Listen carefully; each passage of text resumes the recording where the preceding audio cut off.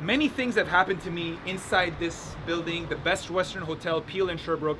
Our Jamaat Khana used to be here. This is like the place of prayer. I would come here every day, pray here, spend an hour and a half to two hours here. I was very devoted to spirituality and religion.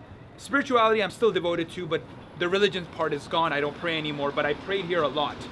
Now, the interesting thing about this place is that these people knew me so well that they knew me by name. I don't know, we'll see if they still know me. But one time I brought a girl here to like have sex with her. And I walked in and I'm like, hey, and so they recognized me, like, hey, Farhan. So the girl is like, how many girls does he bring to this hotel to fuck? It was super weird, and I have that empathy, so I'm like, the girl is thinking this. I didn't give a shit about what she was thinking. There's no sympathy. But the empathy was there. I'm like, oh shit, she's gonna recognize or think that I'm bringing girls back here, and I did not. She was the first one, and the only girl that I brought back to this hotel. Anyway, so that's the first thing that happened, which was like kind of weird.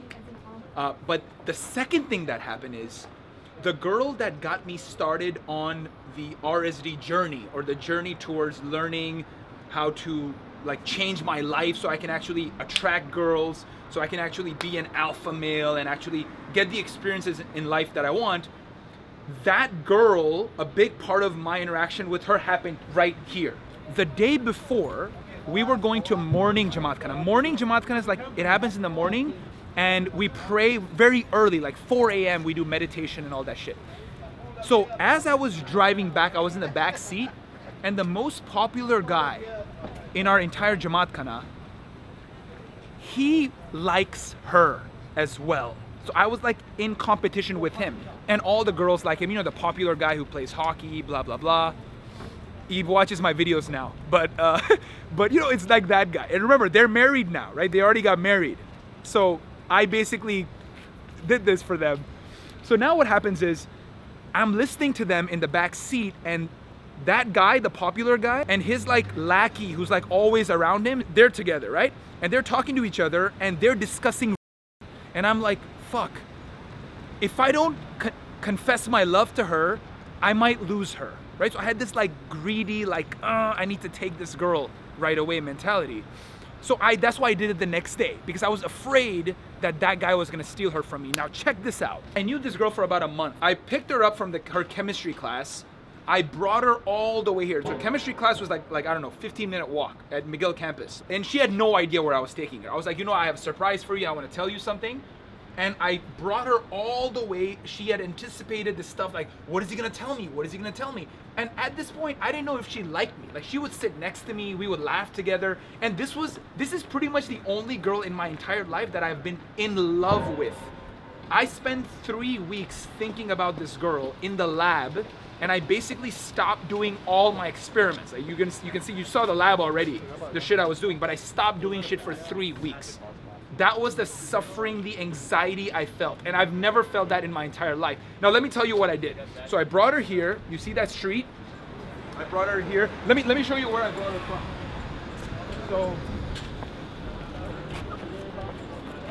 you can imagine, you see this entire thing. So you go all the way till your eye takes you. You see that Evo building? Evo. I don't know if you see it, but from that Evo building, I brought her all the way across those gates, all the way here, and I'll tell you exactly what I did. So I would bring her this way, and you know, she was right next to me. I wasn't holding her hand or any shit like that. I didn't even know that she was supposed to hold hands with a girl sometimes. And then I brought her here. I opened this up, and again, she doesn't know what the fuck is going on, right? So I bring her here, and again, she doesn't know. Hey, what's up, man? Well, he's smiling, correct? Yes, sir. How you been? I didn't know if you were gonna be here. I was telling you, it's my birthday today, so we're doing a vlog. Happy birthday. Thank you, man. How old are you, if I may ask? 35. You don't look a day over 25. Thank you, sir. Good for you. How are you doing, bro? Very good, very good. Nice to see you. Yeah, we've been friends for like what, 13 years. At least. How you been, man? Not that. You're still in Montreal? I just got back, man. I've been here now 4 months. I left for about 3 years. Very good. You This guys- guy was always smiling. He's still smiling. He's still like so positive. Such good energy. Man. I knew he was going places from back in the No one days. forgets Peter, huh? Nobody. Thank So guys, Peter's awesome. Come visit him. This is Dan Anything and you need, Kyle. everyone. All roads lead to the best Ville friends. Marie in Montreal. Please come on over, everyone. We're expecting you. Red carpet treatment for Ismaili and everybody else. Thank you, everyone. These guys are great. Thank you They're so really much. great. They best treatment ever. Thank you so much. Nice meeting you. Pleasure's all mine. Likewise. Is it okay if we go in the back, film a little bit? So I brought her like this, and I was taking her here. And what I had done in advance is I had set up literally a pedestal. Like now that I think about it, it was a fucking pedestal, right? So I had set that chair right there. Okay, it was this one. So what I had done was, I had set it up like this, like so, okay? And it was like just ready for her. And I had not set up any chair for me because I forgot about myself, right? So I had set it up there. And I'm about to tell you about like the letter to your inner chode and what that is very soon. It relates to all this stuff. Really interesting. So I brought her like this. I'm not holding her hand. She's right by. I'm like, please take a seat, right? So she's like really weirded out right now because I mean she doesn't know what the fuck I'm about to do. So she sits right here, like very like, you know, very like feminine, like this, and she's just like that. And I'm like, oh, I need a seat too. So I grabbed this chair. Now again, maybe it wasn't this exact chair, but this is probably the chair. Now and she's on the, remember, she's on the pedestal like a fucking queen, right? Like a throne thing. And I'm sitting right here, and she's sitting right in front of me, and I grab her hand, right? And then I say, I like you. Now, you don't have to tell me if you like me or not. I don't want an answer from you, but I had to tell you that I like you. And, you know, I like spending time with you. I want to kind of spend more time with you. We like the same types of things. And I'm kind of like telling her why, like logically, rationally trying to tell her, listen, Rubin, I'm the guy for you. And I think we should be together and be girlfriend, boyfriend. Now, I've never like made out with her. I've never touched her. I've never kissed her. It's just this play in my head that I've been doing over the last month of like us having these types of kids, and they're gonna look like this, and we're gonna get married, and then, you know, she's gonna like hold my hand, and all of these things that in my head, I've made this story up about the future of my life. And at this point, I'm like 22, 23 maybe, something like that. So anyway, so I said this to her, and now I'm gonna be her, and she goes,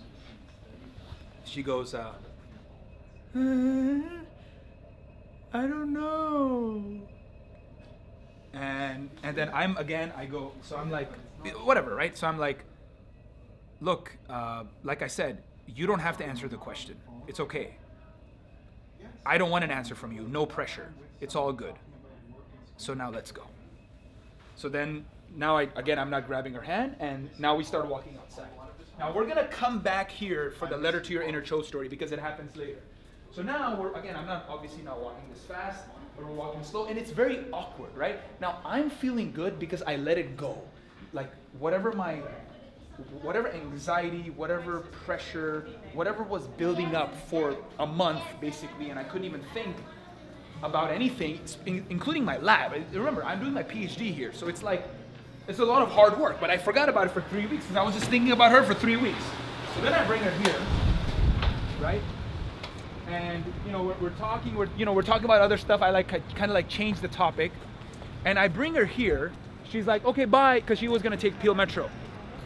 So she starts walking down the street, and I'm looking at her, and something happens to me. Like, holy shit, there's one thing I forgot to tell her. So I'm like, wait. And she's like, what? So then I run, right? So I go like this. Right? Just like this, there were cars. And I meet her right here, and I'm like, there's something I need to tell you that I forgot to tell you, and if I don't tell you this fact or this reality, then I'm not gonna be honest, and I need to be completely honest with you. So she's standing right here, and I go, and I tell her the entire story of what happened in the car. So I'm like, look, likes you, and I was just kind of, I had to tell you this today because you know, he likes you, and I had to tell you because I like you as well. So as soon as I said likes you. You know what she did? You remember the thing she did when she was on the chair? When I said likes you, she goes, "Aww." Completely different type of facial expression. So I saw her and I was like, well, maybe she likes him too. And then they became girlfriend, boyfriend.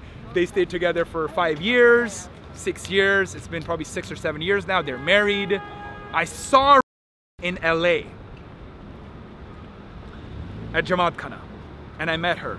I gave her a hug. She introduced me to her friends, and you know, she was nice about it. I was nice about it, and I looked at her in the eye and I said,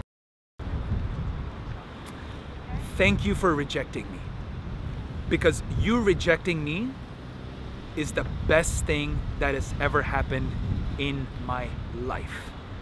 And I wish you an amazing marriage, lots of love and care and blessings to you and your family, and have a great life. That's what happened. Yeah, so as I'm saying this, it's like hilarious. It's really, really a lot of memories. What's up, Doc? Happy birthday. Wish I could be in Montreal partying, living it up with you. And you know, one thing I love about Farhan, and everybody should know this, is the guy always fucking executes. Like, my favorite memories of Farhan is just having long ass talks about like, yo, I want to do this, I'm gonna create this new product, I'm gonna launch this, da da da da da da. And then sure enough, you check in with Farhan like a month later and he's killing it. You know, he just does everything he says he's gonna do, and that's so fucking rare. You know, you gotta love him. Happy birthday, Doc. Hi, this is Farhan's dad. I will never forget the moment of my life when Farhan was a tiny boy and he was playing with a toy which I tied overhead in the crib. So he was pushing and pulling the toy, and suddenly he pulled the toy off the crib, and I was so surprised and I was so overjoyed that I called all the people in my home to share my joy. That was really unforgettable moment of my life. Happy birthday, my dear Doc. Testosterone. One of my favorite moments with Farhan, aka Doc Testosterone. That evening he invited me to actually participate and to witness the fitting of his custom-made winter jacket design at the atelier of one of my favorite designers, Pascal Lebel. That evening he invited a few other friends and his crew to film the whole thing. It was really fantastic to get to know all these new people and a few other ones that I knew already, and we all sat there in the atelier, discuss and talking and laughing and listening to music, and our topics were fashion, culture, art, entertainment, health. So yeah, I also got to discover how interesting Farhan was as an individual and how genuine also he is. So, and I enjoy his work and I encourage that, and I think he's an incredible entertainer, a very charismatic person, and hopefully we'll spend some more other times like that soon. So yeah, that's it for me.